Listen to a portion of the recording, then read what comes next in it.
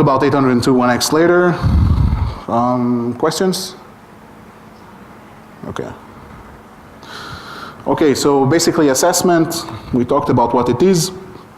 The first thing that we want to do with assessment is first of all, identify and classify the underlying operating system that the device has. Why? Because we need to decide if we want to put this device through assessment or not.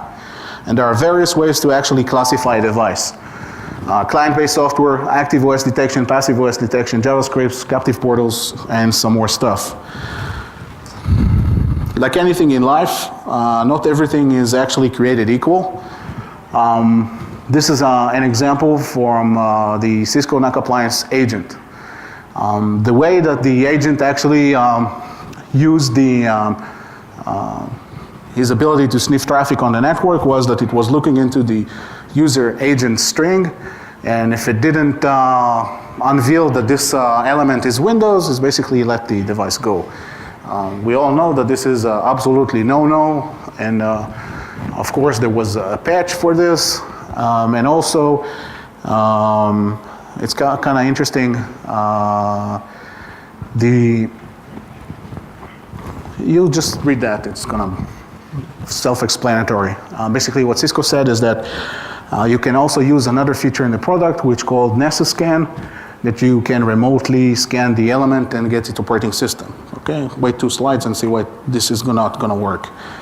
The assessment methods themselves, as I said, client-based, clientless, dissolving agent, and remote vulnerability scans.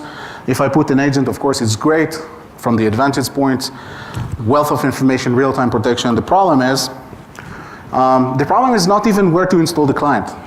Of course this is a problem, but the biggest problem is that this is a client among many other clients. And I know from experience that when you come to a company, and I have lots of friends who in the management systems business, and they say, okay, we just need to install this client on your desktop.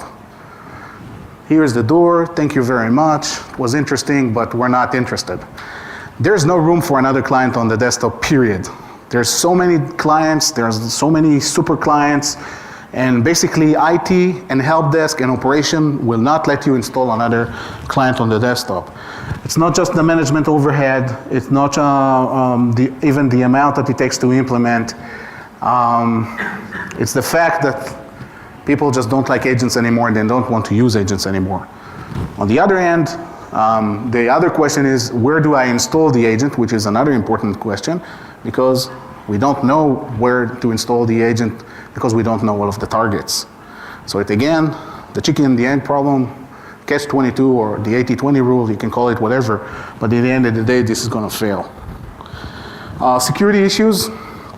The one first rule that every consultant learns is that no one can actually trust client-side security. There's no such thing as client-side security. And there are, again, some examples here. I'm sorry that this is all Cisco, but it's all public and showed. So first is the agent itself. And another something which is extremely important is the communication between the NAC agent and the server itself. Because if you're able to falsify the communication between the agent and the server, you basically control whatever. And there was a nice presentation, I think a year ago, called NAC Attack, which basically reverse engineered the protocol.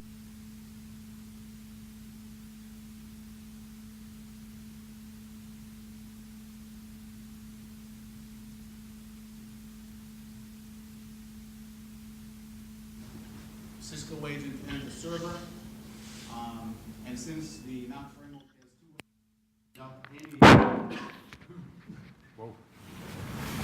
without any user authentication, then on those cases it was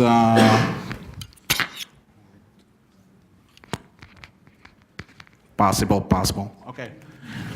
It was possible to actually bypass the NAC framework because user authentication was not enabled. So the official response from Cisco was, well, we do have the ability to do authentication, and if you do authentication, your attack doesn't work. But that's, not the case. So we'll see more NAC agents or being attacked in the future. It's like antivirus agents that are being targeted today, because at the end of the day, we know that there are some viruses and worms that tells you, yes, the antivirus is operating, but yeah, right, it's just the icon. We can do animation as well. So that actually brings us to the all-in-one agent. There's a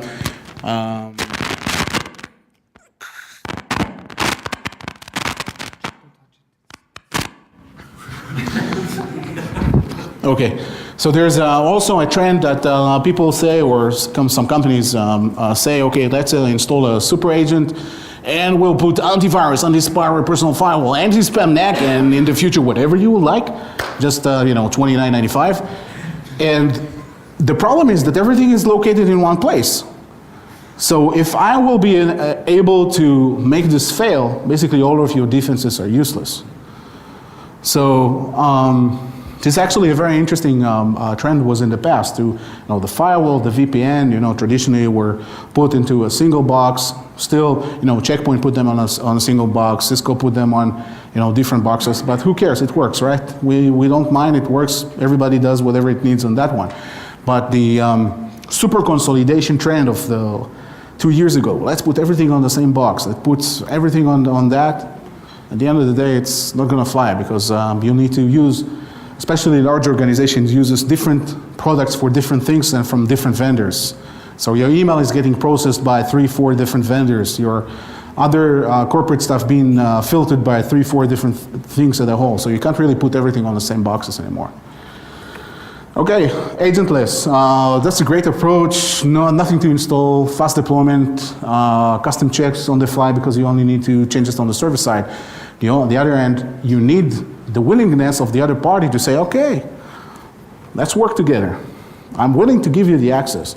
And that's actually a problem, because not all of the devices will give you that ability to access them. And again, the communication between the solution and the device makes an excellent attack vector as well. Dissolving agent. This is my one of my favorites. Everybody's saying, oh yeah, we have this ActiveX or JavaScript or Java component that does this and does that. Well, first and foremost, two big problems: local administration rights or power user rights. Okay, we are IT people, and most of the people get administration access to their machines, but there are some people which will never assign administrator access to their boxes.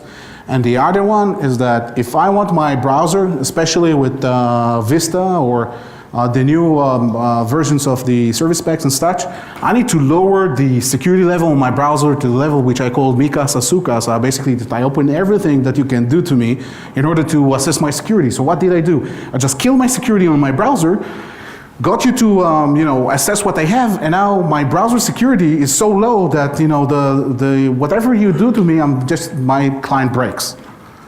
So this doesn't work at all. And my favorite one is the remote vulnerability scans. Okay, how many of you don't use personal firewall? Thank you, I proved my point. We can continue. Also, there's some quite interesting stuff here. What are we actually checking? Okay, so if I'm checking service pack, if I'm checking signature files, actually it's harder, signature files depends on the vendor. But if I check the service packs, hotfixes, stuff like that, go to your registry, create the entry. Great, that's it, works. Why is this so easy? Because Microsoft does not provide any kind of proof that something has actually been installed. They're not going to disclose this information.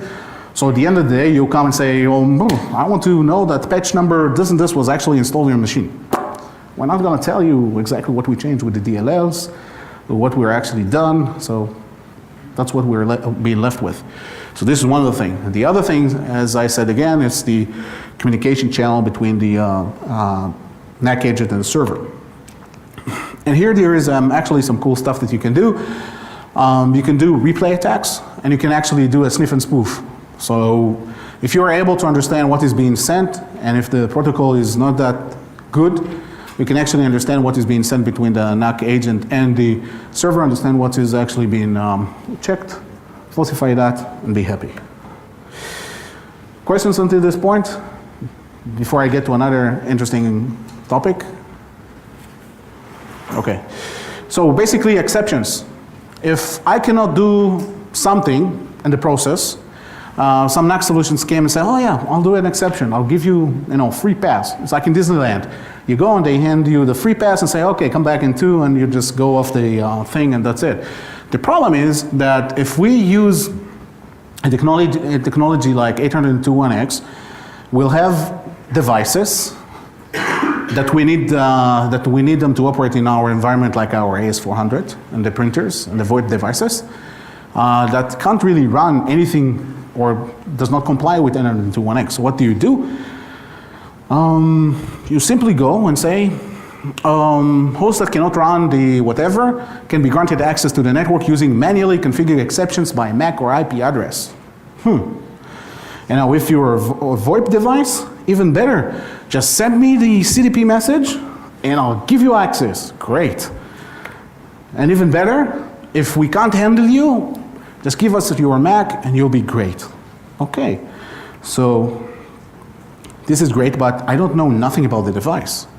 Because those solutions basically don't tell me what's the operating system for the device, where it is actually connected, what's the type of the element.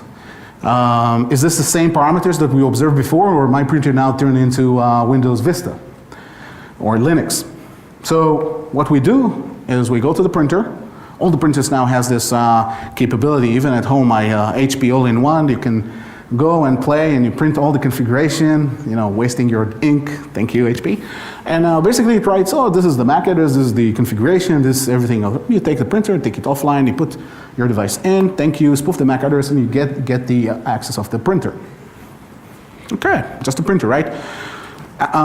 Actually, when I did this presentation back in the US a year ago, there's someone who came to me and said, why not putting the printer in their own subnet? It's a good idea, it's not a bad idea. But the problem is that you need to do all of your printers across the routers. That's not a good idea. Just do a test and see how much traffic is actually consumed by printing. Not that nice idea, although putting the printers in the same subnet is not a bad idea at all. So this is the exceptions. 802.1x is the biggest problem with the exceptions because this is a username password-based protocol, nothing more than that. You need the software agents to do the extras. Or you need a software agent in order to do the username and password stuff. It's difficult to manage. Not everything is actually supporting 802.1x from the client side and from the networking side. There's a huge cost for this. How many know how many implementations worldwide 802.1x is doing on the LAN side? Nearly nothing. Because it's really hard actually to enroll 802.1x into the wire side. On the wireless side, great. On the wire side, it's not going to fly. Don't go into there. Waste of money. So basically, after you invested your money at 802.1x on the wire side, you now need to understand, you want to enable that. So you need to profile all of your devices that actually operates on the network. And you need to decide who cannot do 802.1x. And surprise, surprise, 30–40% of your network cannot do 802.1x. Okay. We just invested a lot of money. We just invested a lot of manpower into just enrolling this. We're okay. And you see the problem. Okay, questions? I'm gonna steal 5 minutes from your coffee or from whatever. I'll just go through quarantine fast. It's actually a nice idea. So basically, quarantine is the place. And when I mean the place, it is the place. Why? Because all of the bad boys, bad girls for, being politically correct here, being put into the quarantine. Basically, I didn't comply with something, I need to remedy it, the user, and I'm being put in a temporary holding place. The access is granted only to the remediation server, but one thing that we need to understand, the soft targets of the entire organization are now being put into one place, into the quarantine. Several ways to do quarantine.